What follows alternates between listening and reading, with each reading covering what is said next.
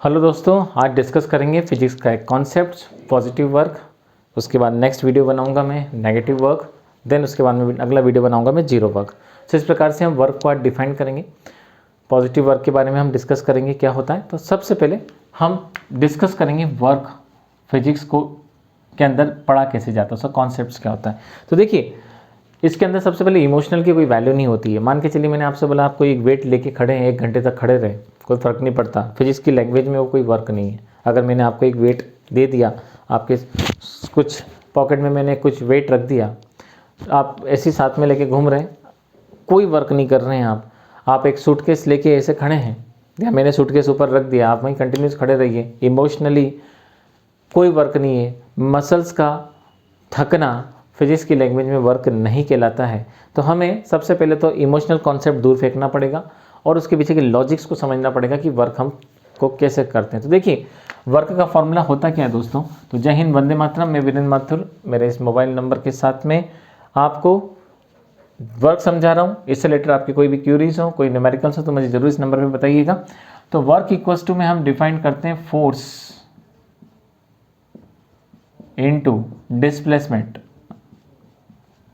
देखिए, तो मैं इस एग्जांपल के थ्रू आपको समझाने की कोशिश करूंगा कि वर्क इक्वल्स टू में क्या होता है, फोर्स इनटू डिस्प्लेसमेंट क्यों होता है। तो मान के चलिए ये कोई ऑब्जेक्ट है जिसका मास m है। बात समझने की कोशिश करना। और मैंने ऐसे फोर्स लगाया, तो मैं जब फोर्स लगा रहा हूँ, मैं ऐसे फोर्स लगा रहा हूँ। अब देखिए, यहाँ पे मैं दो काम कर रहा हूँ। अगर आप ध्यान से देखेंगे तो आपको दो चीज़ें समझ में आएगी। एक तो डायरेक्शन ऑफ आपको फोर्स समझना है, और जब भी आप डायरेक्शन ऑफ फोर्स समझते हैं तो आपको अपने दिमाग के अंदर एक लाइन के बारे में सोचना पड़ेगा। एक लाइन समझ लीजिए कि जिस डायरेक्शन में आप फोर्स लगा रहे हैं उस लाइन में एक लाइन, उसको एक लाइन के थ्रू डिनोट करने की कोशिश कीजिए। दूसरा, जैसे आप फोर्स लगा रहे हैं, ऑब्जेक्ट भी मूव कर रहा है, मतलब यहाँ पे मूव हो रहा है। अब आप एक मूविंग वाली लाइन सोचिए जो मूव कर रही है। तो जब आप इन दोनों लाइन को एक साथ सोचने की कोशिश करते हैं तो ये फोर्स वाली लाइन हो गई। और ऑब्जेक्ट जब मूव कर रहा है तो वो भी देखिए इसी के साथ में बनेगी जो मैं उसके नीचे बना रहा हूँ।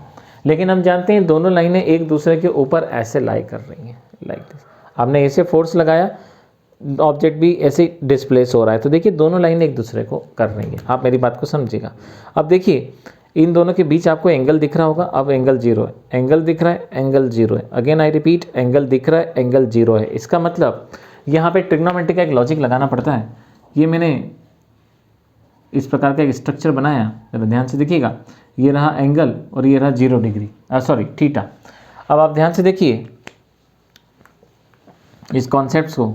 मोशन हमेशा कहाँ होता है, ज़मीन के अंदर होता है। जब आप किसी चीज़ को धक्का मारते हैं तो ज़मीन से चलती है, ऐसा हमें अभी लॉजिक लगा के चलना है।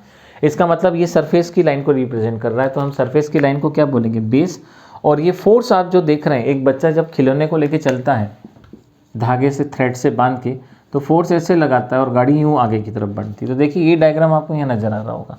इसका मतलब फोर्स वाली जो लाइन है वो थोड़ी सी ऊपर नीचे भी पॉसिबल है, क्योंकि अगर मैं ऐसे फोर्स लगाऊंगा तब भी वो बच्चा गाड़ी को आगे की ओर खींच लेगा, राइट। तो इस प्रकार से हमने क्या देखा, इस प्रकार से देखा कि फोर्स इसको रिप्रेजेंट कर रहा है। जब आप ये एग्जाम्पल समझेंगे तो आपको एंगल समझ में आ जाएगा कि एक चाइल्ड जो है वो अगर फोर्स इस डायरेक्शन में लगा रहा है तो मोशन इस डायरेक्शन में हो रहा है। तो अगर मैं आपको बोलूँ कि work equals to force into displacement, तो देखिए मैं फोर्स भी हो रहा है और डिस्प्लेसमेंट भी हो रहा है। लेकिन जब मैं आपसे बोलता हूँ कि आपने उसी डायरेक्शन में फोर्स लगाया और ऑब्जेक्ट उसी डायरेक्शन में चला और उसके बीच का एंगल आप देख रहे हैं कितना है, 0 डिग्री है।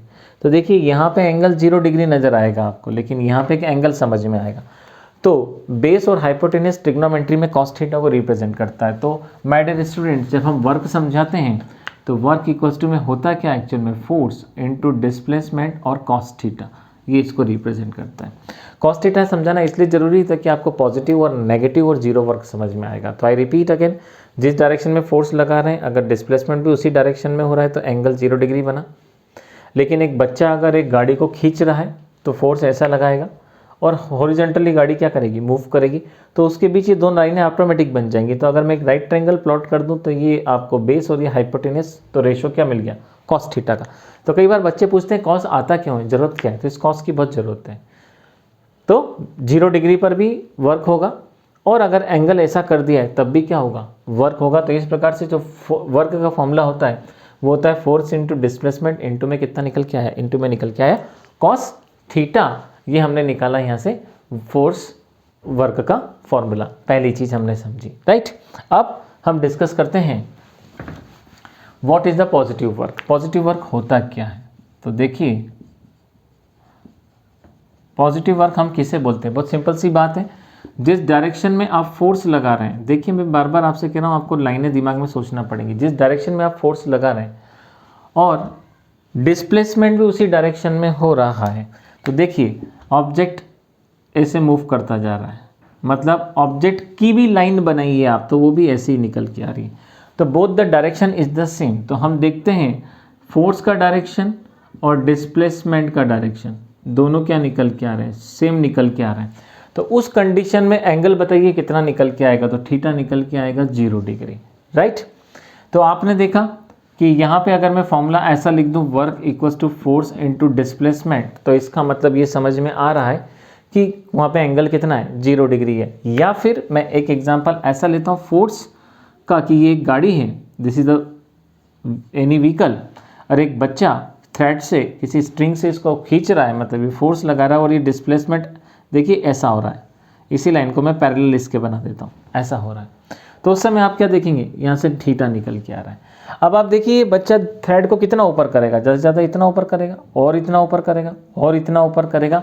इसका मतलब जब हम डिफाइन करते हैं एंगल कितना डिग्री हो, तो 0 डिग्री से 90 के बीच जब जब वो इसको ऐसे करेगा तब तब ये गाड़ी आगे की ओर मूव करेगी।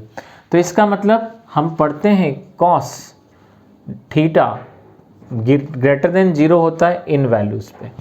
तो जिस समय दोनों एक दूसरे के सेम डायरेक्शन में होंगे, एंगल 0 से 90 के बीच होगा, तो जो कॉस थीटा मिलेगा वो पॉजिटिव मिलेगा। तो देखिए फोर्स और डिस्प्लेसमेंट, इन दोनों का मैग्नीट्यूड अपने आप में पॉजिटिव होगा। कॉस थीटा की वैल्यू यहाँ पे रखने पे आपको क्या मिली? पॉजिटिव मिली। इसका मतलब आपको तीनों वैल्यू पॉजिटिव मिल रही हैं। ये दोनों पॉजिटिव होंगी, ये वैल्यू भी पॉजिटिव मिल रही। तो इस प्रकार जब आप देखते हैं कि थीटा 0 से 90 के बीच होता है, तो उस वर्क को हम क्या बोलते हैं? उस वर्क को हम बोलते हैं पॉजिटिव वर्क। जो हमने काम किया वो क्या किया? हमने पॉजिटिव वर्क करा। तो इस प्रकार से work is force into displacement into cos theta, ये ओरिजिनल फॉर्मूला हो गया। अगर हम बात कर रहे हैं पॉजिटिव डिग्री की, पॉजिटिव वर्क की, तो डिस्प्लेसमेंट, डायरेक्शन ऑफ फोर्स दोनों एक ही दिशा में होंगे तो क्या कहलाएगा? That is called the positive work. अगर देखिए मैं आपके सामने ये ऑब्जेक्ट है, इसको ऊपर की तरफ उठा रहा हूँ, ध्यान से देखिए, ये ऊपर की तरफ उठा रहा हूँ, मेरा हाथ का फोर्स कहाँ लग रहा है? ऊपर की तरफ। डिस्प्लेसमेंट भी कहाँ हो रहा है? ऊपर की तरफ। दोनों लाइनें एक ही दिशा में बढ़ रही हैं आगे। इसका मतलब हम क्या बोलेंगे? That is called the positive work. तो हॉरिजॉन्टल के साथ आप वर्टिकल भी अगर ऐसे अरेंज करते हैं कि जैसे आप फोर्स लगा रहे हैं उसी डायरेक्शन में डिस्प्लेसमेंट होगा, तो वर्क होगा, और उसे हम डिफाइन करते हैं, that is called the positive work. अगले वीडियो में मिलेंगे नेगेटिव वर्क क्या होता है। तब तक के लिए जय हिंद, वंदे मातरम।